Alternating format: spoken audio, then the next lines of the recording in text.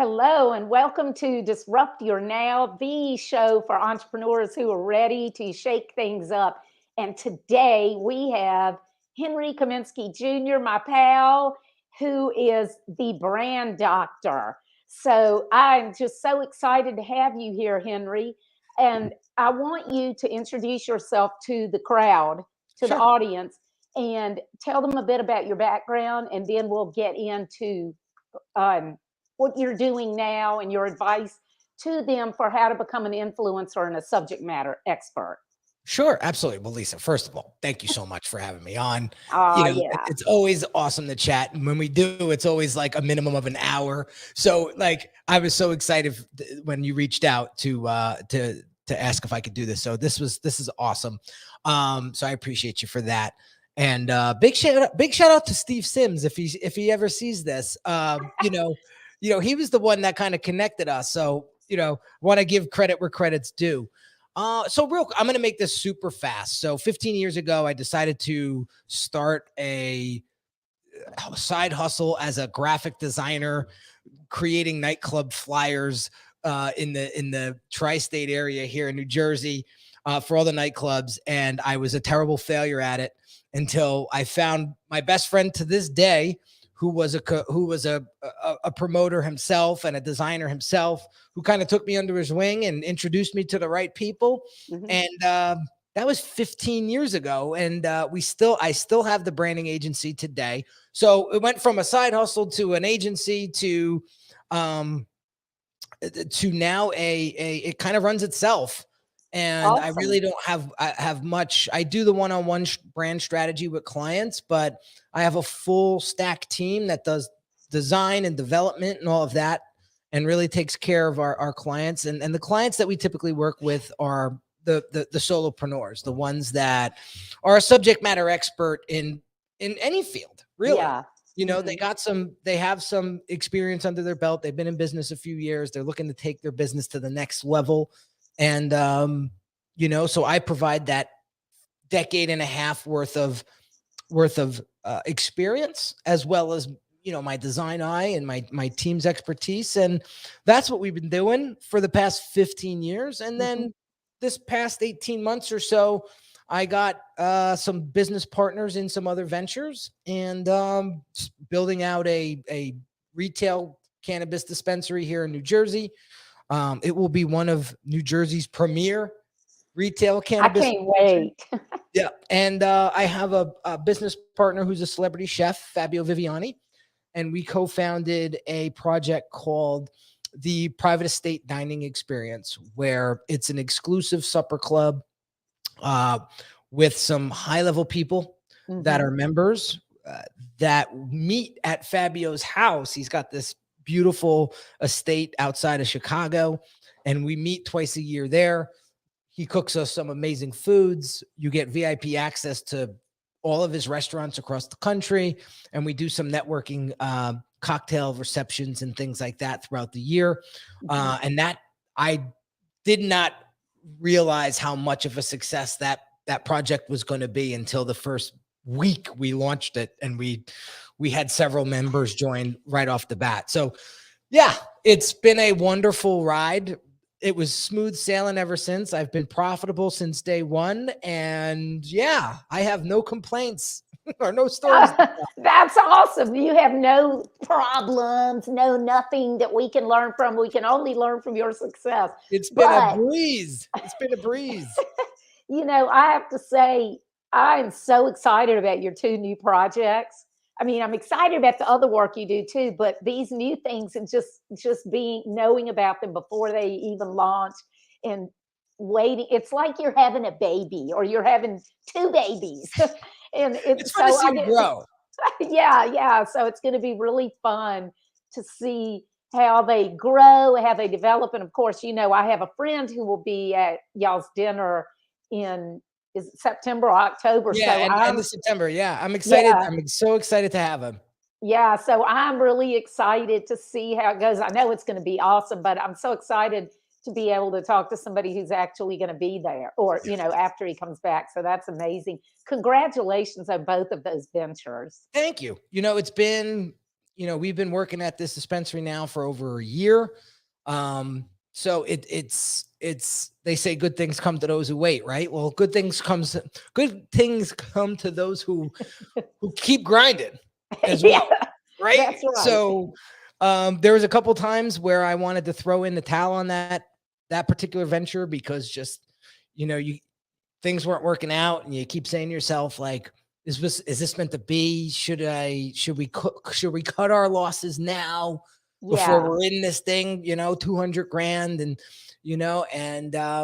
something just kept saying, keep trucking, keep trucking. When you hit these speed bumps, it's gonna really show what type of person you are, right? And yeah. I just kept going, and things just aligned. And one of the biggest problems we had was we couldn't find real estate. Oh, Real estate, yeah. there was just no real estate that would either entertain a dispensary, or the market was tight. I mean, there was nothing available. Yeah, the real estate market's tight anyway, and then you have all the restrictions on the dispensaries, which I'm familiar with because my cousin's husband is in commercial real estate banking. So she had told me how they can't fund anything Oh, that has yeah, yeah, yeah. dispensaries. I mean, they can't even, like in a shopping center, they can't even have a Yes. renter in a space, even if they're paying somebody else. So Yeah. I already knew about that, but then you throw on top of it all the craziness of the real estate market right now anyway, because of the construction disruption and everything. Yeah. So Yeah. So it's actually working out because things are kind of calming down now that the rates are up yeah, a little bit. So we yeah, see by the time we get into construction, which probably be the end of this year, very, very early next year, things will have settled a bit better than they are actually now. So, yeah. like I said, timing's everything, and just in my life, timing has always worked out. Mhm. And I'm just gonna ride it. Well, I'm just and and you brought up a great point about your gut. Sometimes we just have to go with our gut. And that's a fine line that we walk, because it's like, when do we throw in the towel and when do we keep going? And a lot of times you really don't know. You just have to go with your gut. Yeah, and I lost 20 pounds in about a year, but Well, I s- hey, I still maybe I, s- I need to start a damn dispensary then. I still trust this thing, man. I still trust this thing to this day, 42 years later. Uh, Yeah, I mean, it would, even in the branding business, there was a mhm. couple hiccups. Things were riding high for the first 5 years. I was making more money than I knew what to do with, spent it frivolously, wound up hitting a huge brick wall when Fiverr came out, and everybody started to use them and get the designs for like a fraction of what I was charging. And Mhm. Hurricane Sandy came through my neighborhood and wiped Oh out my God. two big clients of mine that were like $250,000 worth of business a year, and I Wow. couldn't recoup it. Yeah. I couldn't. So I kept treading water, and I didn't know what I knew now. I didn't have the mindset. I was a 29-year-old kid that was just hustle, hustle, hustle, hustle, Uh-huh. hustle. You catch, you eat what you catch, you eat what you catch, so Yeah. I never saw that rug getting pulled out from under me, and how it pulled so quickly when that storm hit, because that wiped out two of my clients so badly, where when they rebuilt, they said, we're going to go in house. We're going to hire somebody in house. Thank you for all your help and blah, blah, blah. But that's it. And like, what do you say to that? Mhm. It was done. Um, And so here and I am. that's another really good point, though, is that when things do go too well or do go great, and you don't have those smaller problems along the way, you're not able to learn as you go from the mistakes and the problems. So then when you have a big problem, then you're really, I won't use the word, but but SOL. yeah, SOL. yeah, yeah, we'll Yeah. use that word. Well, that's what I tell my clients, right? The clients that are looking to rebrand and take their business to the next level. you know, right away, I'll give you a quick example. Had a client recently and said, I need you to build me a funnel. Like I just want a funnel so I can make money off the internet. I'm paraphrasing here for Yeah, time's yeah. sake, but that's all I need is a funnel. And I started asking them some questions like, well, who's your ideal client? And, they're giving me like our clients are from ages 28 to 98, male and female, live in the city, like this answer that was just like, it didn't make any sense. But you want me Right. to build a funnel that works, that Mhm. that is going to bring in these people, right? But you don't even know who these people are, Yeah. right? Really? I mean, let's call a spade a spade. That is so common. So when I ask these questions, and this is where the brand doctor name comes from. I know it Yeah. sounds a little gimmicky at this No, point, and but hello, it communicates exactly what you do. So I yeah. love it. So I always tell people you can't prescribe a solution without diagnosing first, Uh-huh. right? So what we want to do with our clients is diagnose the real issues, find out what's really holding them back and where they really want to go, what they're really trying to accomplish here. Then we could prescribe the right strategy, and Yeah. then we could implement that strategy and build it for them. But I'm not going to go out and build somebody a funnel or a website or a logo or anything without getting a real good understanding and discovery of what it is that they're trying to accomplish. Just So like a medical doctor, I wouldn't just walk in and say, I have appendicitis. And like, okay, let's just take that that sucker just out. yeah, that's right. It's the same thing. Yeah. So Same but different. that's we kind of slow our clients down a little bit, and then they realize, wow, I gotta slow down to speed up, especially when I'm Mhm. at this level, Yeah. because we know how much and we know how important brand is, Mhm. right? And that's what's going to get you to that next level, whatever that next level looks like for you. So these funnels and the direct response, style of marketing is great to make quick money. But Mhm. if you want big money, it Yeah. comes with branding. Yeah. It's really establishing that brand and knowing who you are inside and out, right? Yeah. And allowing that to inform your decisions. Start a business without some sort of foundation of what the brand is. Yeah. Like my daddy would have said, they get it bass backwards. Yes. Hey, listen, I'm like everybody else. Listen, I want to go 100 miles an hour too. That's my Yeah. entrepreneurial spirit, right? Yeah. But sometimes you gotta put it in first. You gotta put it in second gear and chill before you rev up that speed. Yeah, because we get excited and we see what we want to do and where we want to go. And we want to, it's kind of like working out and a diet and everything else. It's like, I'm going to work out every day and I'm going to bust my ass. And in 2 weeks, I'm going to be so buff, and then, of course, 3 days later, you're like, screw it, You're shot. Yeah, you're shot. And Yeah. so, it's important to really establish that first. Just like, when we were building any of these businesses, when I asked Fabio, I said, Fabio, who do you want in Mhm. this group? And he Yeah. was very specific. He was like, I want these types of people and I don't want these types of people. Uh huh. And And so, y'all were not just talking income, though. So, no, you're talking personality yeah, type we're talking and psychographics. right, yeah, What exactly. are these people into? Mhm. What drives these people? What makes Yeah. these people tick? Is it, you know, is it the Ferrari? Is it the Lamborghini? Is it the fast money? Is it Mhm. no, that's not the type of people that we want in the group. Like we don't Right. want people in the group that just want to be in the group because they want to take a picture with a couple of our members. Right.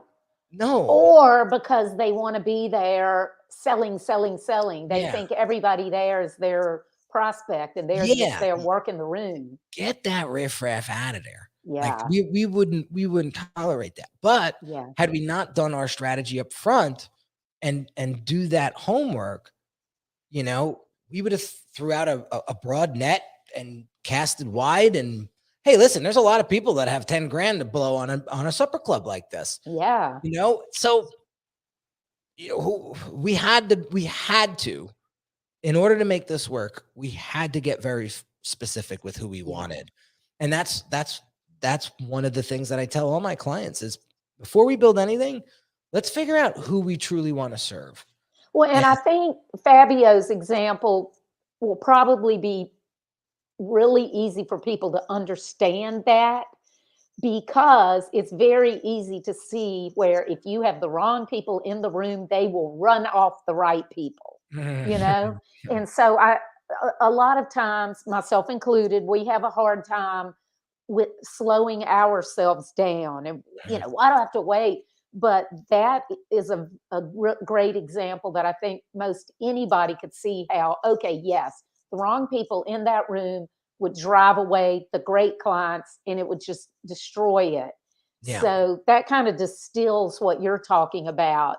But it's just different kinds of businesses that would have a different effect if you have the wrong clients. But that's an easy one to grasp. Absolutely. And here's a personal story. Back in the day when I was just getting into the next level of my business and I started to get some high level clients, I was attracting these clients that had these massive egos. Like I was just I was like the cleaning lady to them. Yeah. Right. Like, no offense to, right. But no, yeah. They treated me like the help. Exactly. Right. Yeah. And I kept asking myself, like, why am I attracting these people? And I'll never forget it. One of my first mindset coaches, if you will, or life coaches said, have you looked in the mirror lately? and that kind of jarred me. Right. And I took a step back and I said, no, I haven't. And so he kind of did this exercise with me and it made me realize that I was the jerk that I was serving. Okay. Yeah. I didn't see it. Because until this guy pointed it out. So you had made a lot of money. You're flashing money around. You're living the good life. Is that what you're saying? Yeah. It's not that you weren't a good person, but to somebody that didn't know you and saw you, they're just like, yeah, I want to be like that guy. Or that guy's the biggest prick on the planet. Which true. I got too. Yeah. And so I had to look inside. And I think that's when my level of self-awareness went super hyper, like super sensitive. And I got, I'm not going to say self-conscious, but I got very sensitive to how I treat people and how I'm showing up for the world. Because what I found out in 42 quick years of life is what you put out in the world is what you get back. And that holds true across the board, personally, professionally, across the board. And I just wish I knew that sooner. Yeah. And listen, it's a life lesson. Now I could talk about it, but I was just a flashy young money kid that wanted to show everybody that I did it on my own and I didn't need anybody's help, which if it wasn't for my buddy getting me those connections, like the business would have never started. Right. So all this self-made stuff, I don't really buy into because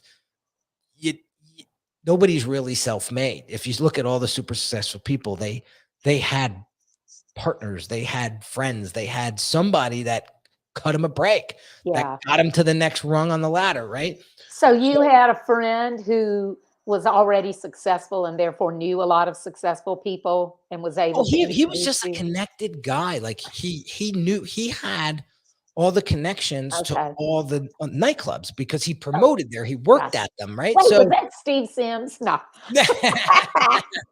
So that's how I got my foot in the door. And then, when my buddy was like, I don't want to do the design work anymore, I really don't have the time.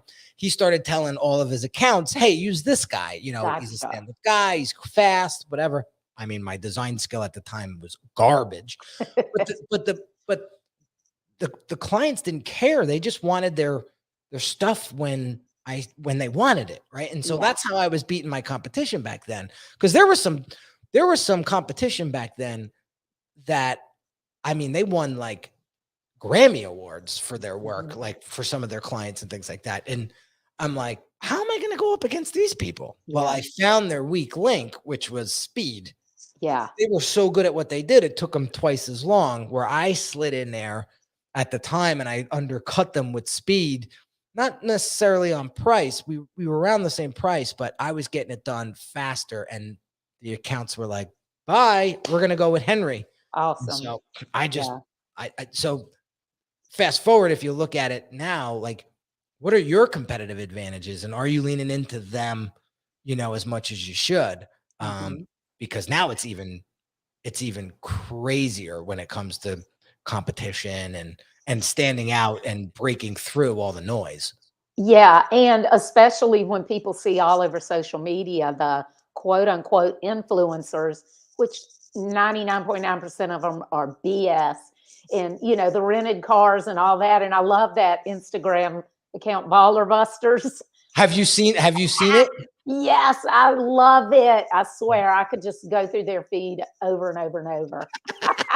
It's awesome. And then the people block them so that they can't tag them because they're calling them out. It's like, hey, just quit doing that shit, and they wouldn't call you out. Right. And that's something that here's a good story for you that you bring that up, because you want to talk about getting into scaling your influence, right? Yeah. I'll never forget this. I would say it was about 6 years ago. So it was about a year after I got into the internet marketing world, if you will, which I am out of at this point. But I went all into like Clickfunnels and internet marketing. And so I was drinking the Kool-Aid, and I was really embracing that whole vibe. Yeah. So what do? I go and I buy a private jet membership. I'm flying all over the country in private jets. I'm helicopter rides, the whole nine, with the membership, and I start running Facebook ads. And in the Facebook ads, it's me getting on and off the plane. It's like the epitome of what these clowns are doing now, right? Yeah. And I'm running these ads, and this troll comes in, and he was like, you're in my feed. I have no idea who you are. I Google your name. Nothing shows up. Yet you're coming at it in and out of these private jets. Like, who are you? He writes in the comments. Yeah. So I was like, all right, we got a troll, but let's not get all defensive here. Let's have some fun with this. So I start going back and forth with him, right? And basically, he said to me, what would be a better, more effective ad for you would be you demonstrating how you help people, not you getting in and out of private jets. Yeah. So I was like, this troll is he's not even a troll anymore. He's a blessing in disguise. Did he turn out to be your life coach? No, he did, but he did. But I immediately shut the ads off, and I reevaluated. It was like a sign from like the universe, right? Like, you're going about this the wrong way, Henry. Yeah. Let's reconsider your strategy. And then I was in Frank Kern's group years ago, and there was this guy in there, big brander guy. I won't say his name. And he had an affinity to me for some reason. He saw what I was doing. He really took to me. And I called him my mystery mentor, because for about 3 months, Lisa, I didn't even know what he looked like. Like, his Facebook profile was like blurred. Like, he was very anonymous. Yeah. And then he finally asked me to join him on a Zoom call, just him and I. And he told me that he took a business from 0 to 1 billion in 9 months, and he was in Rolling Stones. And this is how he made his chops. But he lives on like this 100-acre farm in the middle of the country. And anyway, we're talking, and he says, Henry, there's one thing missing in your brand presence online, and it's the authority, the experience. It's the demonstration of skill. Mm-hmm. You know, you're entertaining, you got a great personality, you love the camera, things like that. That's great. But show me the goods, show me the work. Like, Yeah. what have you done for people? And like that was phase 2 of like really understanding the importance of demonstrating your expertise. Now, Mm-hmm. I wouldn't if that's all you do online, unfortunately, social media is going to be tired of you. Right. Right? They're going to get tired of it. Because why do people go on social media? They want to learn, they want to get educated, but mostly they're on there to be entertained. Right. So that's when I started to figure out, all right, well, what's the balance between education and entertainment? Mm-hmm.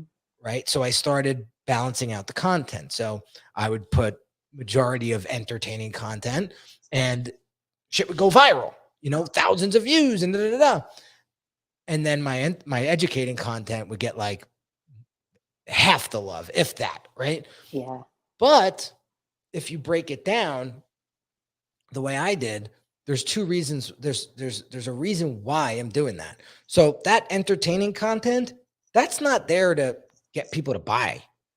Mm-hmm. That's there to grab as much reach as I possibly can. Yeah. And cast the broadest net I possibly can. And the educating content is basically going to chisel that attention down to the people that really care. Yeah. Right? Because if you just put out the educational stuff that people will think is okay, it's not going to get the reach because it's not going to get the engagement. But if you put the broad stuff out there, the stuff that everybody will jump on, like, you know, I posted something the other day and it was this guy tripping over a train, falling, and all these I saw that. right? And I just captioned it. This is what your brand strategy looks like, right? And it went crazy, thousands of views, right? Mm-hmm. So I take something that's super broad and funny, put my little spin on it, put it out there, and then the next post, it's like it's me teaching. You know, it's me getting somewhat serious. So with that balance Mm-hmm. of content, I really started to build my reach, my audience, and eventually my client base. And that was the strategy that I used to this day. Mm-hmm. And it's been faring pretty well. That's awesome advice. That's really great advice. And the other thing is people think that they need hundreds of thousands of customers. It's like you don't need that many customers, but you have to, like you just showed the example, you have to reach a lot of people in order to chisel down to the people, to find those people who would be good for you, unless you have a direct line to them. Right. And there's so many different strategies that you can play, right? It's like coaching a game and you're the head coach, right? You could call many different plays because there's a lot of plays out there. I'm not saying mine is the only one. But to your point, you don't need a lot of subscribers. You don't need a lot of views. You don't need a lot of likes and comments. All you need is the right people. So it's important that you are very specific with the people that you want following you, because you can have 100,000 followers, but if none of them will ever buy from you, then you just have a cool gang. Yeah, exactly. And that's why it's so stupid to go buy followers. You know, all these people that it's like they have 10 posts and but 10,000 followers. It's like, okay, no. No. See, listen, I am the first to admit I used to do a lot of influencer marketing. I think 2016 or 15, I probably spent like 50 grand on influencer shout outs. Okay. And grew my Instagram account tremendously. At one point I had about 160,000 followers. Now I'm at a 137. Okay. Why? Because I did a couple of those giveaways where you pay and they, you know, you get these other big influencers to talk about you and everybody's got to follow you in order to win something. It was all bullshit. So I got like 28,000 followers that were like 13-year-olds from Mexico. Right. And like, I was so upset. Yeah. But I got taken. I didn't do my homework. I didn't do my research. This stuff was new. I thought that was the next phase of influencer marketing, right? And they Yeah. were promising me all these things. And then I was like, this just destroyed my account, Yeah. Yeah. right? Yeah, and then there'll be like a lot of them are fake accounts, and it's just like it's the same thing as like on websites where these companies that people hire will go do comments or send spam through the Mhm. contact forms, and then they're like, yeah, we did all this stuff for you, and it's like they're not doing anything but pissing people off, because all they're doing is just spamming contact forms and comments and everything else. It's terrible. So Yeah. if you want, so one of my coaches now, he was telling me a couple years ago, and I still get coached from him to this day. He told me, Henry, you got to earn that followership. Yeah. You got to earn it. So what's the best way to earn it? And I'm telling you, in 2022, one of the best ways I could, and again, I'm speaking from experience, is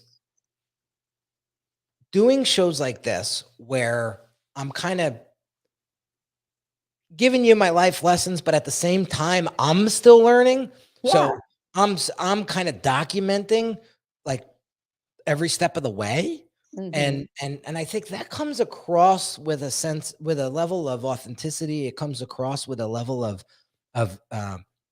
genuineness, Hmm. where people are like, I like this guy's vibe. He's just telling the truth. He's at this point in his business, and he's trying to get here, and he's trying these different things. And like, I'm constantly emailing my email list, like, hey, go through this chatbot real quick and let me know like if this is corny or spammy or not. Hmm. Right. And I send them the link, and then they all go through it, and they're like, no. One was like, oh, it's pretty long. I don't know if it needs to be this long. And the other one was like, oh, it's kind of misfiring here. Like, they're all giving me feedback, right? Hmm.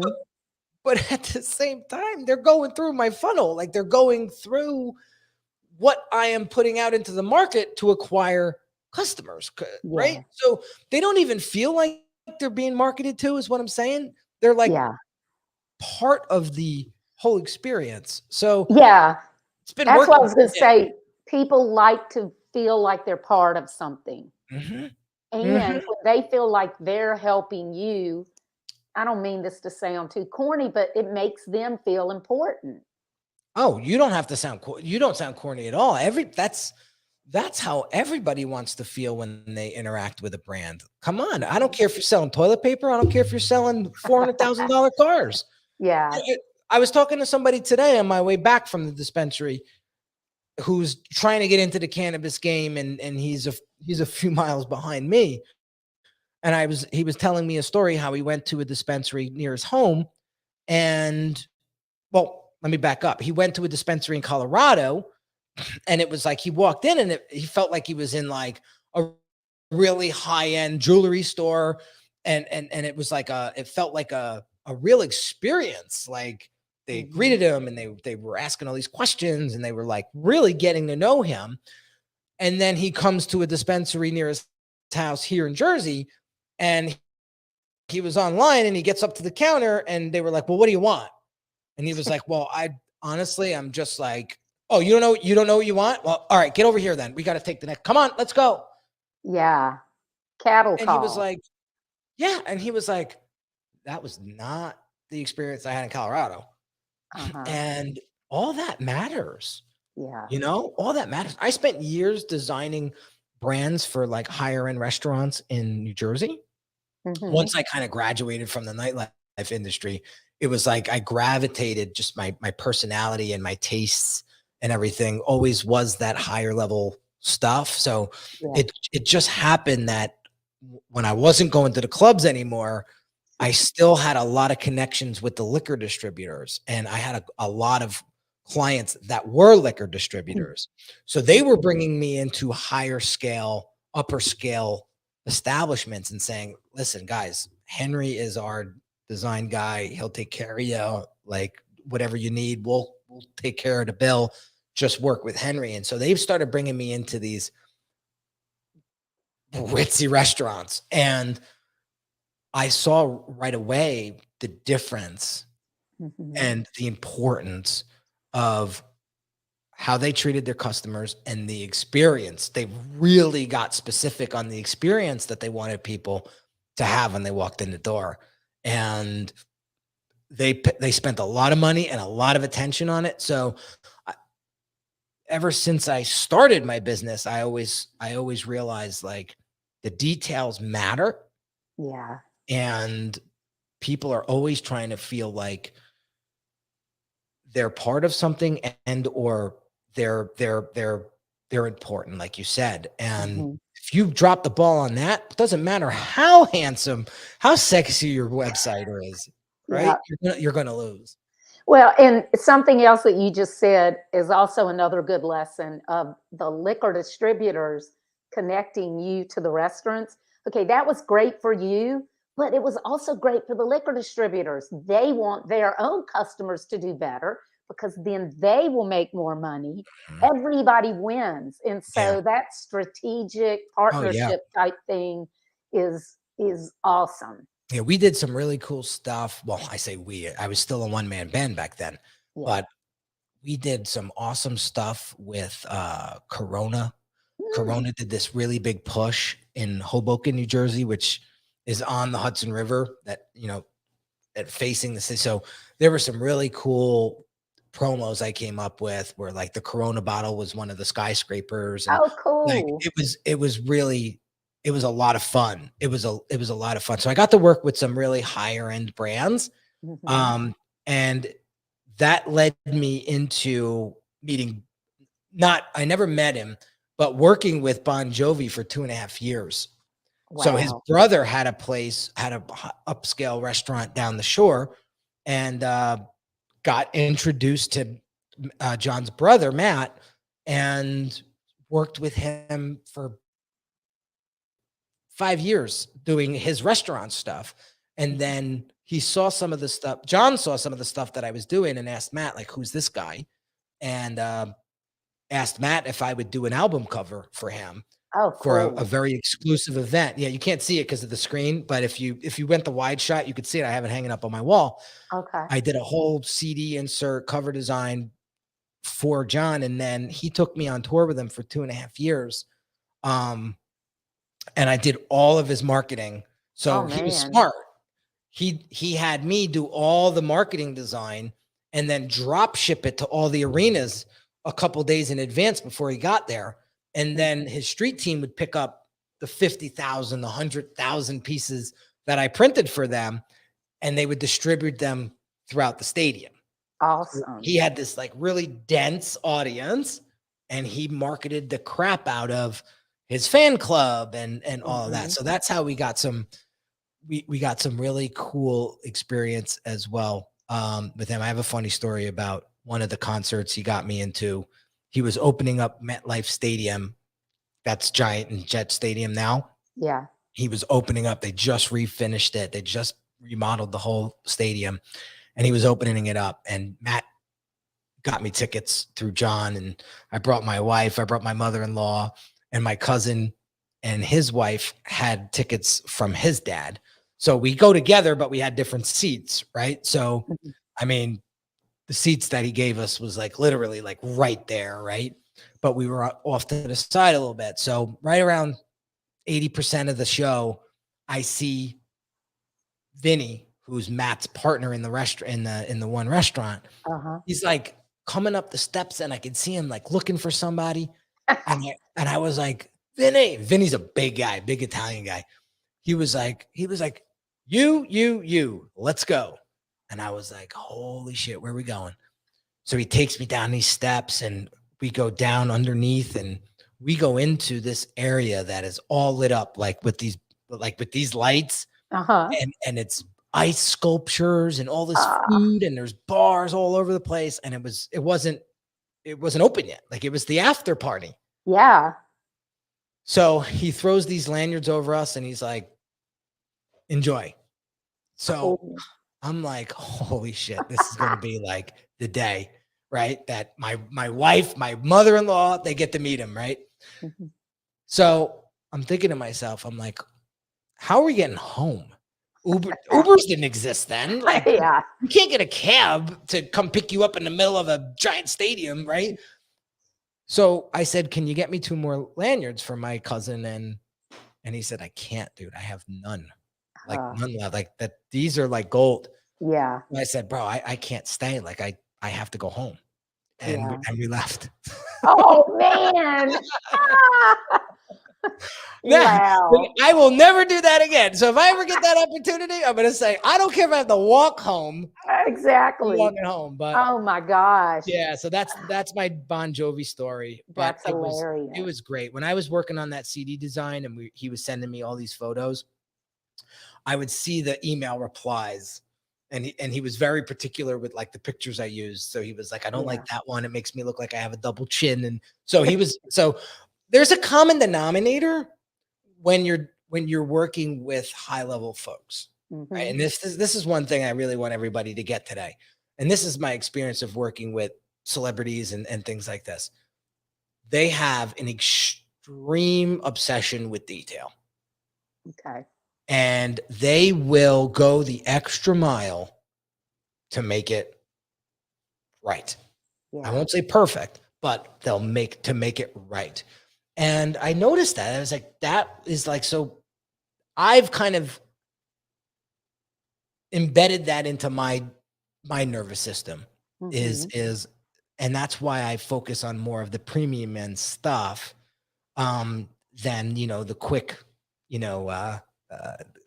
what's the word? Like, I don't want to say cheap, but like affordable. I like the premium, the higher end, because as a designer, it's a lot harder to subtract than it is to add. For sure. Everybody wants to add everything to their branding, right? Yeah. The hardest work is pulling everything out and just leaving what's important. Exactly. Yeah. And the clients always make the logo bigger. Yeah, those days are long gone. Yeah. We don't do that nitpicking stuff anymore. Yeah. But those are some of the things that I've learned across 15 years of my career that have served me well. I think that I'm at where I'm at today because of a level of standard that I hold myself to in a way that's not narcissistic or condescending. It's a that is like totally not you. I mean, I know because I just met you last year. It's like you are not condescending or you don't act like you just act like everybody else. And I love that about you. Yeah. But there's a standard that I kind of live by, and you'll see it in subtle ways. Yeah. That's the thing. You'll see it, but you don't have this attitude towards people. And that's something that I had to like grow out of, because at one point, at least, I was that kind of guy, and you would have not had the same experience. Yeah. You would have told me to go shoe. Well, and here's the other thing though, by the subtle things that you're talking about, the premium level clients notice that. Yeah. And they recognize it. Yeah. They recognize you as the type of person that they would want to work with. Yeah. That's probably one of the biggest compliments I could get, is that affinity of value right there. Yeah. They either see me and them, or they connect on that frequency. And that is the best compliment you could give me, because then I feel like I'm living comfortable in my skin. Right. You are you. Yeah. You're not doing what you're doing as a show to attract these people. You've evolved into yourself, and you've acquired these tastes and everything. But it's very, very authentic. I mean, from the very first time I met you, I just felt like I'd known you forever, and Same here. In the Jersey accent, and but yeah, it's so definitely not fakey at all. So for people out there, so a lot of people, like, especially, I'm 61, so a lot of people 40 and older, they have years of experience. They have so much value that they can bring to Mhm. clients, but maybe they're just getting started out as an influencer or as a subject matter expert because they've been doing whatever they've been doing for forever, but maybe as an employee or like Mhm. you used to do design, but Mhm. so what advice would you give for somebody like that who's kind of on that threshold that trying to build their authority because Yeah. people don't know about them yet? So you got to understand a couple things. One is that social media is simply a game, Hmm. and you have to get good at the game. Yeah. So that's where you're going to get pushback sometimes when you put out a video that it's like super silly, and people are gonna be like really, like, isn't that tarnishing your brand? Like, aren't you a doctor? Right? And you're gonna Yeah. start to get self-conscious, like, oh my God, I'm gonna delete it because that's not me, and that's not my brand, and like it makes me look cheap and amateur. Uh-huh. No, that is all noise, right? Yeah. Again, you're playing the social media game. So what you got to do is you got to bring in that entertaining factor. And I'm not saying dress up and act silly and dance and videos and be all stupid. Yeah. I'm just study. Just look, take some time and study why a post goes viral. Uh-huh. And there's a couple different factors, and then I'll get into what you could do. There's a couple different factors in viral videos. It's they appease everybody, which everybody tells you, don't do that. Henry, you just said 30 minutes ago, don't do, you can't. No, for this simple this exception. Yeah. If you're in growth mode and you're trying to get as many eyeballs as you can, you want to go broad, like I Yeah. said. So create those entertaining videos or repost those videos and throw a little caption on top, right? I'm getting a little technical here, but that's going to give it your flair. That's going to give it your speed. But then Mhm. also you have to show and prove, like you have to showcase your expertise. So one way that I notice a lot of older folks do it, and they're really comfortable with this, is they'll have a session with a client and they'll record it, and they'll take, with the client's permission, Mhm. they will take a little snippet out of that conversation, out of that consult, that they said something profound. There was a moment where the client got an aha moment and like had a breakthrough. Yeah. They'll cut out that little snippet and they'll post that on their social media. Yeah. That comes very natural to them, because I Mhm. notice like the people that are older than me, they're still a little funny with getting in front of a camera or really putting themselves out there on social media. Some Yeah. people love it. There's older folks that love it, but Yeah. some other more like, the doctors, the lawyers, the more like professional service provider types of Mhm. folks, like I've noticed that there's a little unease there in the beginning. So I got to figure out, all right, well, how do we get this person out there showcasing their stuff without Yeah. them feeling awkward? Because then all the audience is going to pick up is their awkwardness, True. Yeah. right? So that's been a way that has worked really, really well. And I've That had clients that are doctors, lawyers that created YouTube channels of just snippets of them helping their clients. yeah. That's a great suggestion because anybody can do that. And I would add on to that to listeners, figure out what works for you. So like my show, the reason I do it live, most of the time there are not that many people watching live because of the time I do it. And I'm always, it's not like I'm like running ads and trying to get a ton of people, but I do it live because I wanted to do a podcast for several years. And I totally went OCD on what am I going to do and all that. Because when I get down in the weeds, I can't get back out. I'm a Mm. big picture person. So a couple years ago, I was like, oh crap, I'm just going to do it live because then that way I cannot get OCD. It's out in the wild, it's out there. And I love to talk with people. I love conversation, like with you. Mhm. I don't like just sitting there talking to the camera myself. It's Right. boring. Yeah. I prefer a conversation, and I also don't like interviewing people. I like conversation. And so for me, that this show is how I overcame that Okay. thing Yeah. about me. And the other thing that I've done is I don't have a fancy studio. I do have equipment, but I really hardly ever use it because I like to be flexible. I don't like to be tied down. So I like to be where I Mhm. can do it from anywhere as long as I have a decent internet Mhm. connection. Might not look Mhm. as good or sound as good or whatever, but that fits me. And that way I don't have to be at a certain place that I can Yeah. have this, so that's just one example to people of figure out what works for you and what you feel comfortable with. And it goes along with what you said about the snippets. That's another Mhm. example because those Mhm. people that do the snippets, they do that every day anyway. So this is Right. something they're doing anyway, and you're just advising turn it into short videos. Turn it into short videos and get yourself out there. Another great way to get yourself out there.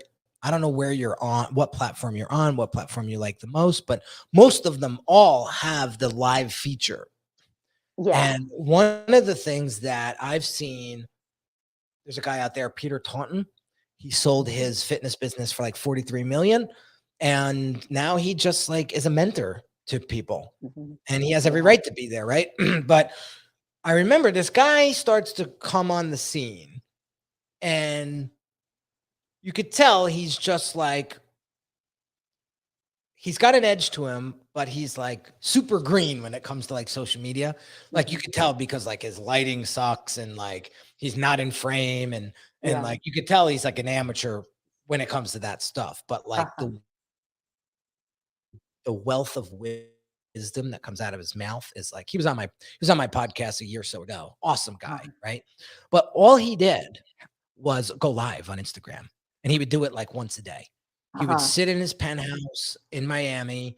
His backdrop was like the bay and he would sit on live and he would just let people ask him questions. Mhm. And his account exploded. Yeah. Exploded. And people introduced him to other people. And then he started getting on stages, and now Mhm. he's got this whole mentorship business going on. He's got his hands in a couple other things. And like when I interviewed him, you could tell he was like the salt of the earth from what I gathered. Like Mhm. he didn't have a bad bone in his body. He just wanted to go out and help as many people as he can because he got to a point in his life where he wanted to give back. And he was telling me on the show, like Mhm. he always gave back. He didn't wait until he made it, Yeah. but there was just a genuineness about him where I was like, wow, I could really learn from this guy. And That's cool. yeah, Well, and that's well, what I let me did. ask you a question about that, and I've almost used up your hour, so I don't want to run over.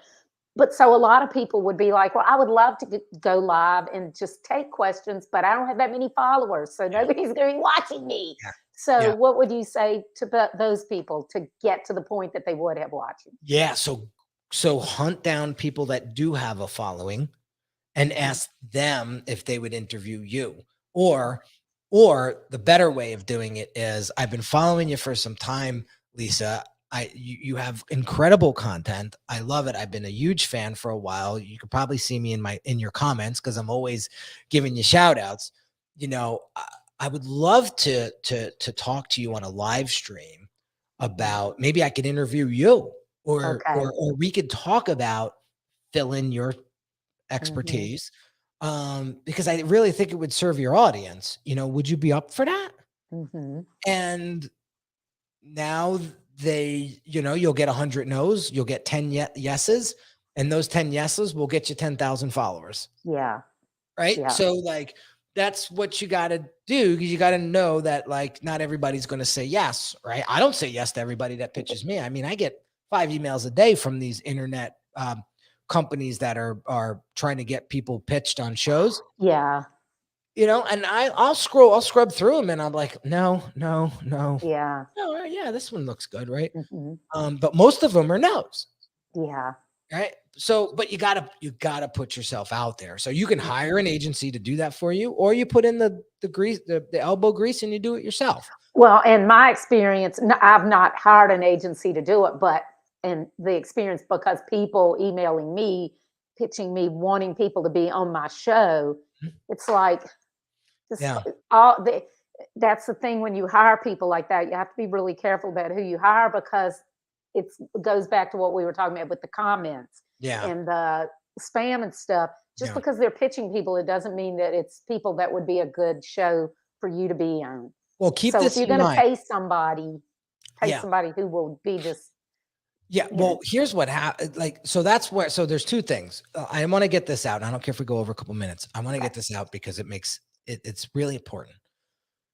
You, as the influencer, must build up your brand assets. What do Mhm. I mean by brand assets? It means a following on social media on one of the many channels. So if you love Instagram, go all in on Instagram for a year. Get your 50, 60, 100,000 followers. Yeah. Okay. Now you have an asset Okay. you could Mm. leverage. You like to talk like I do? Start a podcast. Yeah. Start a podcast. They're so easy to start these days. I started 5 years ago Hmm. when the tech wasn't the way it is today. Yeah. So I had to hire somebody. And luckily, I got a good guy who's with me to this day. Hmm. But it's so easy to start a podcast, another brand asset, Right. right? So when you have 3 or 4, you don't need a lot, but you have 3 or 4 assets that you can leverage to get people on your platform. Hmm. Now they're coming to you. Right. So before we dismiss the pitchers that are trying to get people on the show, here's how I gamed that. And it turned into $40,000 worth of business. So got pitched. Guy was a sales coach. And I thought he was a great guy, like really knew his stuff. I was like, all right, have him on the show. Comes on the show. Great episode. It was like, need anything? Let me know. Shook his hand, like, virtually. And Hmm. that was it. Right. Week later, 2 weeks later, I think it was about 2 weeks later, email this guy. He was like, man, I was digging through your podcasts and I think you can help me. Like, I definitely need a rebrand right now. Awesome. Like, here's my stuff now, and I want to sell this thing for $30,000, but I can't sell it looking like this. I can't sell it positioned like this. I know it. Hmm. Had a conversation with him, came back around. $40,000 later, we rebranded his whole business. We rebranded his product, and he's out there selling $30,000 sales programs. Awesome. So, what if you're getting pitched, or if you're going on shows, look at it this way. Go find the podcast hosts that you want as clients. Yeah. Yeah.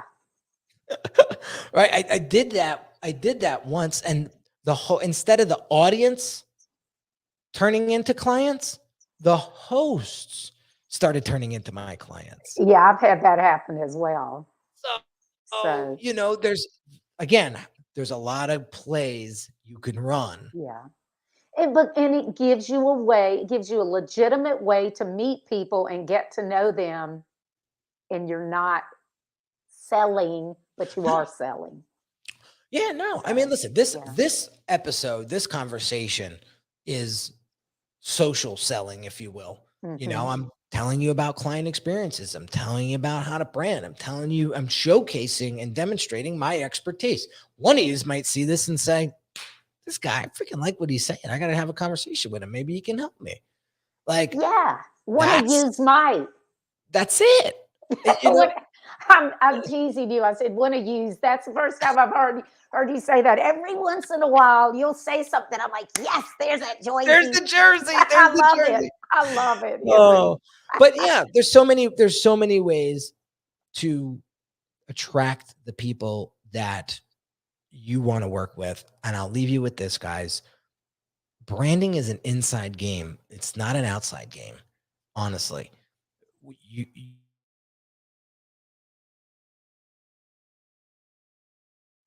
Uh, you who you are, especially if you're so there we go. Um, you really have to get clear on what your purpose is, why you're doing what you're doing, who you're doing it for, and own every bit of it. Because once you start to get momentum and you start picking up some attention, there's always going to be those haters that want to get you off your yeah. right. They want to get you off of your goal, and so that they can hate on you. Right. And so just know that when you're strong inside, nothing is going to stop you. And people are going to vibe off of that energy. And that's what they're going to buy. You can, you don't have to have the best product or service. We all know that to win. We got to have a feeling that resonates. And so if you're putting out a feeling where just like my client, I don't feel confident in this brand presence. So I'm not going to even try to sell a $30,000 thing. Yeah. Once I gave him the confidence in his presence online, he was selling $30,000 programs like it was going out of style. So that's what you have to pay attention to. So branding is an inside game. And that's what we do with our clients. We make them realize that once you get super clear in here, the sky's the limit. We could design you anything you want, but we got to figure out what's in here first, get that solid, and then go out and kick some ass. You're like a therapist. They lay on the couch, talk to you. Well, that's where the doctor came from.